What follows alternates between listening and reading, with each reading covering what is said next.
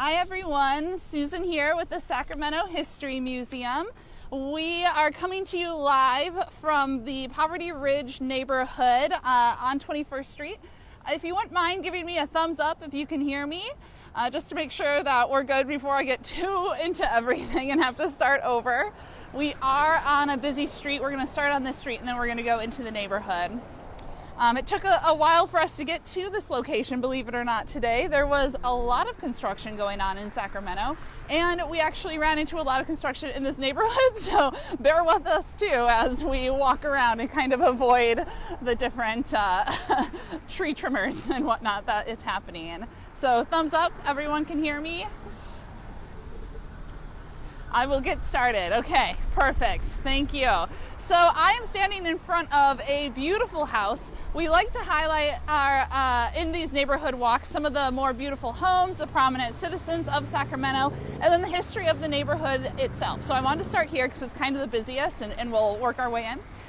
It's at this house, which is known as the most photographed house in all of Sacramento. And I mean, you can see why. We'll walk kind of by it here. It is a classic Queen Anne style home, which I'll describe in just a second what makes it Queen Anne as opposed to like anything else. I look at it and if I knew nothing about architecture or anything, I would say, oh, it's Victorian. And I think that's pretty accurate too. Like when you think of like, oh, Victorian, this is probably what maybe comes to your mind. But this home was actually built in finished construction in 1903, but the people who owned it and were building it, they did actually inhabit it before then, but it was still kind of under construction. It has 11 rooms, so it's not small. It's quite large, and it was built for German immigrants Fred and Caroline Mason, and they owned the Mason's Haberdashery and Mason's Steam Laundry. And a haberdashery is like a hat store, in case you didn't know that. We're gonna keep walking. I have an insane walk for us today, so bear with us too, because I just like couldn't narrow down which ones I want to talk about, so we're gonna talk about them all. Oh, any known hauntings in this one? Nothing during my research indicated that. So not that I know of, but you just never know till you can go in. So Fred and Caroline Mason built this home, and it was finished in 1903. Unfortunately, Fred actually ended up dying in 1901, and so he never saw his home finished. But his wife, of course, did, and lived there until her death, which was in 1942. I apologize too, it's super windy today, so if I'm getting some feedback from the wind, I apologize. Just let me know and I'll repeat whatever you might have missed there, okay?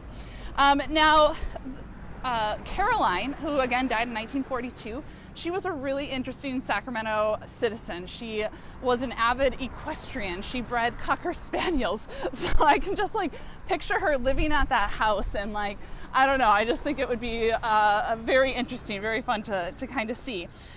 So the house though went into disrepair after that. As you can imagine, any of these houses that are built in 1900 need a lot of upkeep in order to stay up with, you know, the plumbing and the electricity and just everything that it takes to keep a house up and going. But it was bought eventually by Bill and Alice Smith, who did these renovations in the 1970s. So quite a bit of time passed between Caroline's death and then when the renovations were done.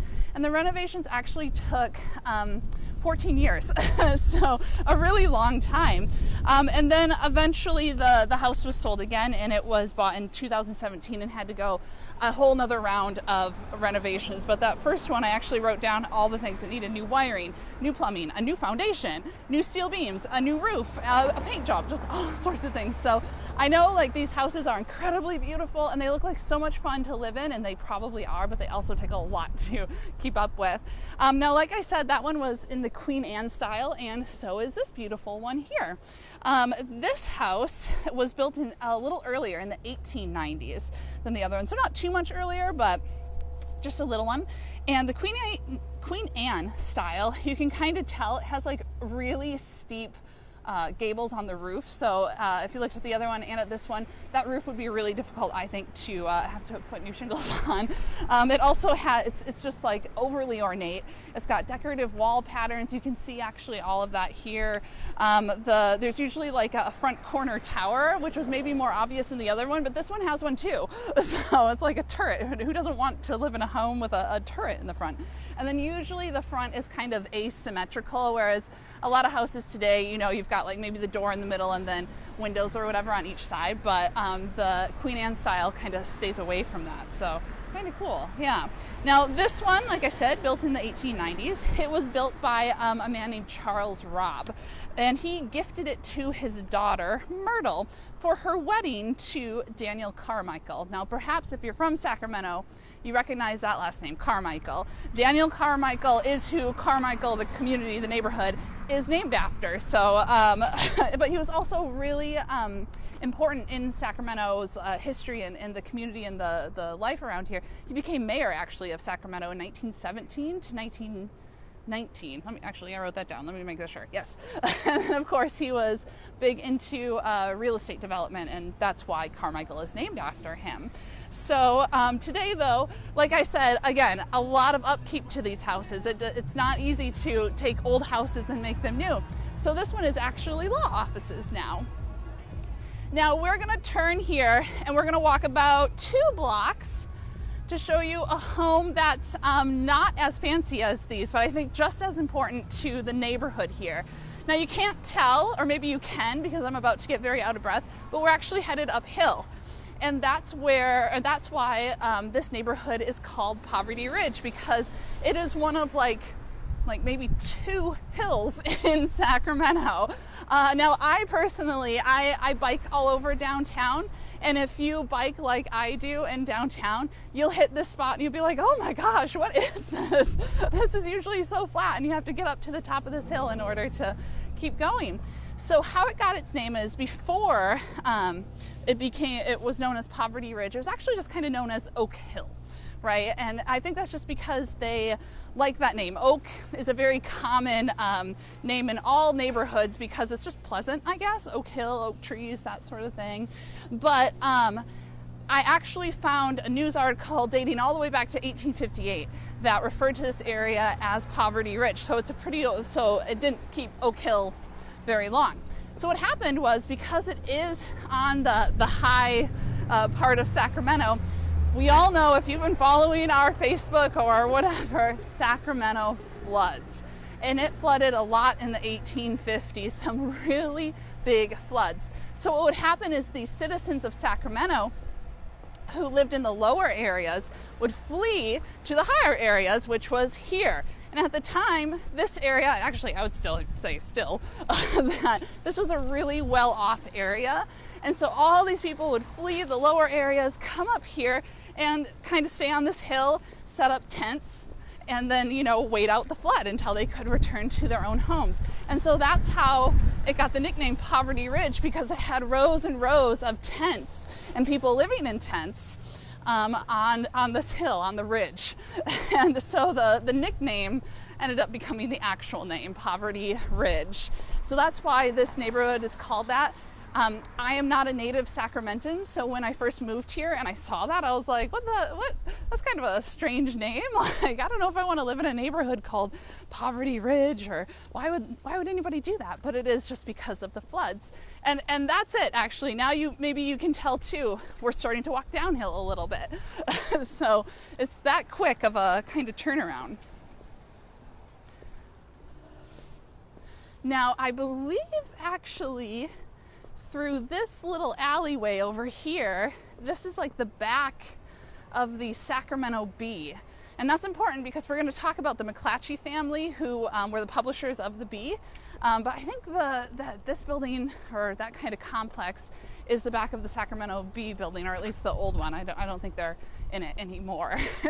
But you'll be able to see how close the Mcclatchys actually lived to their newspaper, because it's just a couple blocks. This house that we're about to see is the furthest one, but again, it's different than the others, and I think it's very important to talk about, which is why we're going to it. All right, so It's just around the corner here. In fact, it's this one on the corner.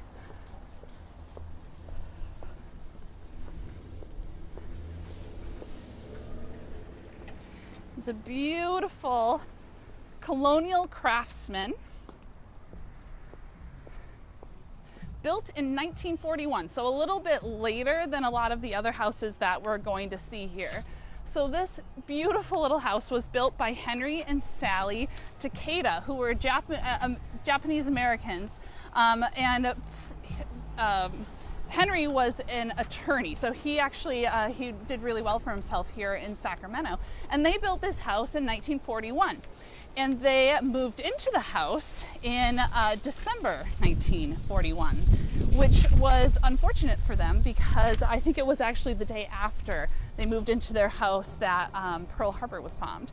And so what happened to their family is pretty incredible. They had a lot of bad things happen to them, and they, you know, beat the odds. So we're going to keep walking only because this one was so far away, and then I'll keep telling you the history as we go and talk about the Takeda family. So luckily for them, they were able to sell their house, or luckily, you know, it's kind of loosely used there, but they were able to sell their house right before,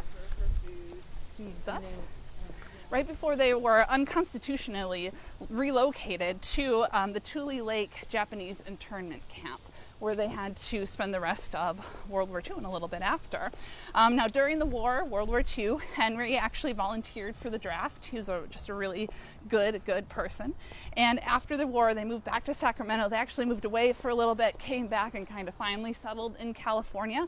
But like I said, he was already a lawyer. And when they finally came back, he was able to really establish himself and become a really prominent attorney in the Sacramento area.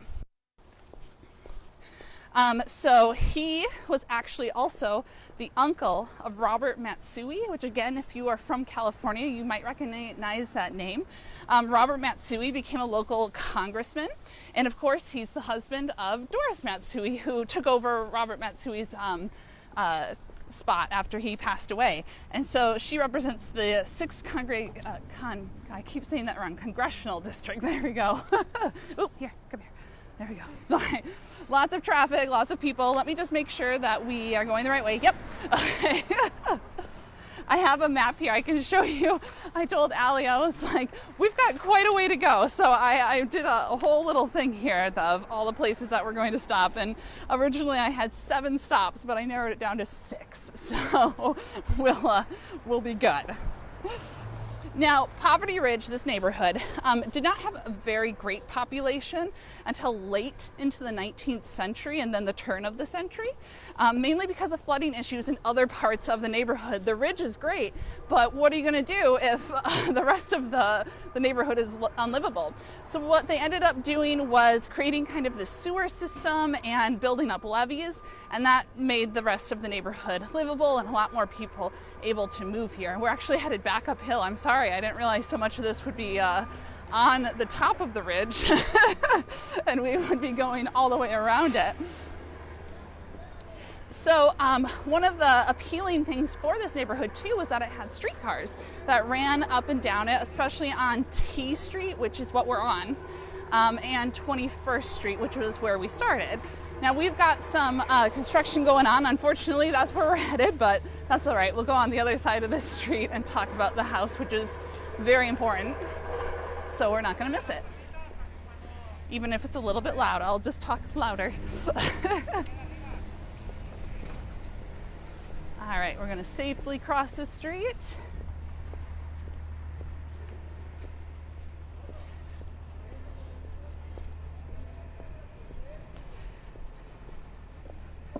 Okay, so let's kind of just come over here because that corner house is our next one that we're going to talk about. So I want you to get a good look at it, and then we'll cross the street after I'm done telling a little information, just to avoid some of the louder noises of the construction crew literally in the middle of the street. So this is a Colonial Revival mansion that was built in 1911. It was owned by William and Mary Ross Rowan. Mary was the director of the board for the Bank of Sacramento, which is pretty cool. And in the 1940s, after they had passed away, this house was sold to the Didion family. Perhaps you recognize that name because one of the most famous resident of the house was Joan Didion. Now I have a quote here by Joan that I wanted to read. And it is that we forget all too soon the things we thought we could never forget. And that's kind of the reason why we do these talks, isn't it? It's because we don't want to forget the history and the things, because this was built in 1911. It really wasn't that long ago. And yet sometimes, history doesn't take long to be forgotten. So that's why we kind of, do these talks and these walks. So, now this house is kind of known as the Didion House. It's more known for that than the original owners, I would argue, because of Joan Didion's fame. She was actually the granddaughter of J.F. and Genevieve Didion, who owned the house. So she was their granddaughter, and lived in this house for her last 2 years at Mcclatchy High School, which is not too far from here either. I thought about walking there, but too far. So it's also, this is the house where she got her famous rejection letter from Stanford University, I think it was, and that she kept and like framed and kept as kind of a motivator, right, for the rest of her life. So let's cross the street. You can get a close-up view of it. Safely cross the street here. Now, like I said, this is a Colonial Revival mansion. And what makes a Colonial Revival, different from Queen Anne and all the rest of that this one has the styles in that architectural type has like big projecting bay windows, usually with multiple windows, like 2-3 windows all around it. And as you can see, that fits this one to a T. It's got elaborate cornices, which is those under like the porch there, you can tell. They are usually 2 stories to 2.5 stories. And I think that this one's more 2.5 because you've got the bottom story, the second story, and then you've got like the attic one. And I don't know, I just wish that we could see it. Oh, look, there's a little Joan Didion thing here. And in case you didn't know why this is also so relevant and important right now, is that she passed away in December last year. It says on there, if you can't read it, it says, "We tell ourselves stories in order to live." That's from the White Album. So she was born in December 1934, and she passed away last December. So pretty amazing life, pretty amazing. And it's also got this really beautiful wraparound porch. Oh, it's just amazing. And the Colonial Revival is also really known for their elaborate front entrances, which I think also fits this one to a T. Quite elaborate. All right, so we're gonna walk a little bit, and hopefully you can hear me, but there's something very loud behind me, so we're gonna walk and get away from that. But take a look at some of the beautiful architecture and homes as we are walking by. Every house around here has a story, and unfortunately I just can't tell them all. And I wish I could. Like I said, I had 7 stops originally on this walk and talk, so that's all right. Now, this area had a lot of well-known people, not just the Didion family who lived in this neighborhood. Mcclatchy, whose house we're going to see in a minute here, and then Herman Grouse of the Buffalo Brewery. Actually, I have this book. If you like this kind of thing as much as we do, consider looking into books like this. I used this for a lot of research as well as a lot of other things, but this book in particular is really good. The house on there is Herman Grouse's house, and he was like I said, the owner of Buffalo Brewery, which was in this neighborhood. That house does not exist anymore, otherwise we would have gone by it. But unfortunately, I was searching, I was like, oh no, doesn't exist. Like I said, it takes a lot to, keep these old homes going. I did want to show you some other things though too before we get to the end. This picture here, this bottom one, I'm going to stop so you can see it. This one is depicting the resident of Frederick and Jenny Cox, who lived on T Street between 20th and 21st. And I just think this is like kind of the 1870s, 1880s, kind of around there.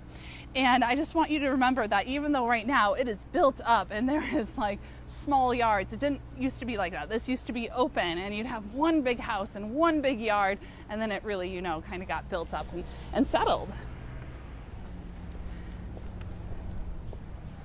So across the street here, maybe this is a good angle to see it. is the home of Rudolph Harold, who was an architect.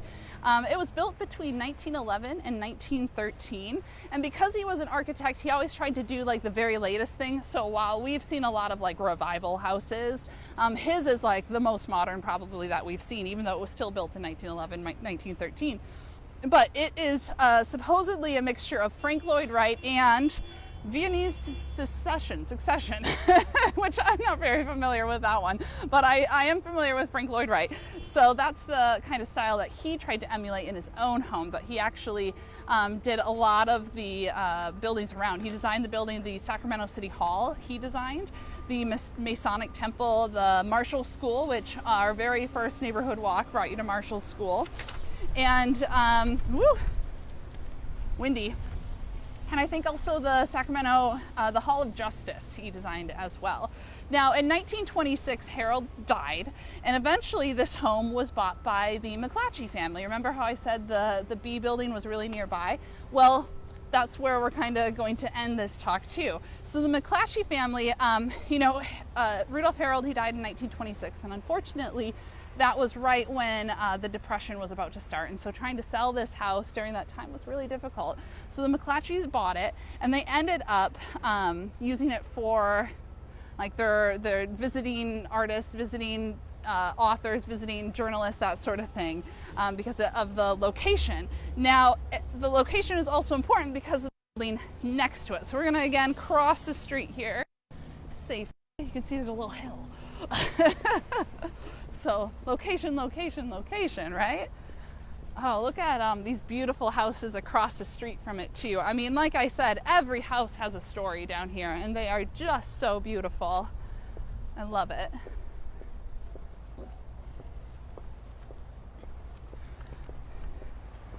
So we'll see if you can see it. Well, that's okay. Well, I was thinking maybe we should cross the street to get a better look, but that's okay.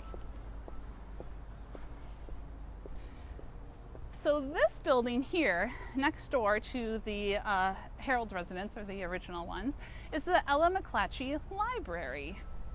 But it wasn't always that. This building was built in 1910, and again, Rudolph Harold was the architect, so he was the one who designed both of these, which is why they just kind of like fit together, I feel like, here.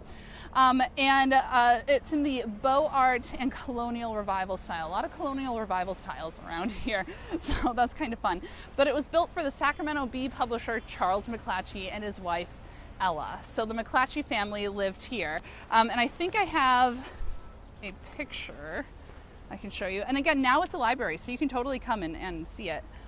Let me see if I can find that picture I wanted to show you. I'm sorry, I thought I had it on here, or marked in here. That's okay. So, because you can come and see it, so you don't have to see a picture of it, you can come in person. Now, when Ella died, which was in 1939, her daughters, Eleanor and Charlotte, you're probably familiar with Eleanor's name, definitely, if you follow our museum, because we currently have a Eleanor Mcclatchy exhibit in the museum, which if you didn't know that, you should come visit and see. And so they actually presented this house to the city of Sacramento, and they wanted it to be made into a library for youth in honor of their mother, who was involved in all sorts of different organizations specifically for the welfare and well-being of children in Sacramento. And so that's what they did. Unfortunately, in the 1990s, a lot of financial cutbacks and things happened, and so they almost lost this as a library. And that's when the nonprofit, the Ella Mcclatchy Library Friends nonprofit was created, and they saved the library and continue to be its advocate and to work for it to this day. And that's what it is today. And so I've been in here. It's a really cool library. I think right now, because of COVID and everything, they are just doing like curbside pickups. So hopefully when it is safe to, they will reopen and you can go and visit them. But still, very, very amazing. So like I said, kind of at the beginning of this talk, this was a really well-off neighborhood, and I think it still is. And because of that, the people in this neighborhood in the 1890s, specifically 1893, they wanted to change the name because Poverty Ridge they did not think reflected what they were trying to go for in their neighborhood. And they wanted to name it Sutter Terrace, which I guess just sounded really nice to them. So I have here a news article that was written at the time, and I'm just going to read it to you because it's pretty funny. So I'll read it here. But it's about that new name they're trying to do, Sutter Terrace. It says, the new designation given to the Poverty Ridge Heights. The resident property owners in the High District, bounded generally by 20th and 23rd P&W streets, are getting to be aristocratic in their notions, and from their heights are inclined to look down patronizingly on the balance of the city. They have about come to the conclusion that the names Poverty Ridge, Nob Hill, etc. are entirely too common, and that hereafter these names shall be relegated to the days of '49, and the heights in question now should be known as Sutter Terrace. It is just dawning in the minds of many that these heights are par excellence the most eligible residence property in the city, and choice sites are being sought after by wealthy men. Herman Grouse, who we mentioned, that's his house, right, of the big brewery, has just commenced to build a handsome 16-room house on 21st and V Streets, again, doesn't exist anymore, sorry, on a lot 160 feet by 200, purchased from ex-Senator Cox. The edifice will have all modern improvements, the basement being faced with stone. It will be finished in October, and the cost of the house, stables, fences, sidewalks, etc. will be in the neighborhood of $20,000. And I did the math, and it's between $600,000 and $700,000 today. So obviously, though, that did not happen, right? They did not change the name. They fought back. The other citizens of this area fought back and said, no, we're not changing our name. We are known as Poverty Ridge because that's our history, and it's important to remember that. And so that's what it's still known today as the Poverty Ridge neighborhood, even though it has all of these huge, amazing, gorgeous houses. So yeah, thank you so much for joining us on this big walk today. Join us I think we're doing another one next week, and we'll do a couple more neighborhood walks so you can get to know the Sacramento neighborhoods a little bit better. But until then, have a good day. Thank you.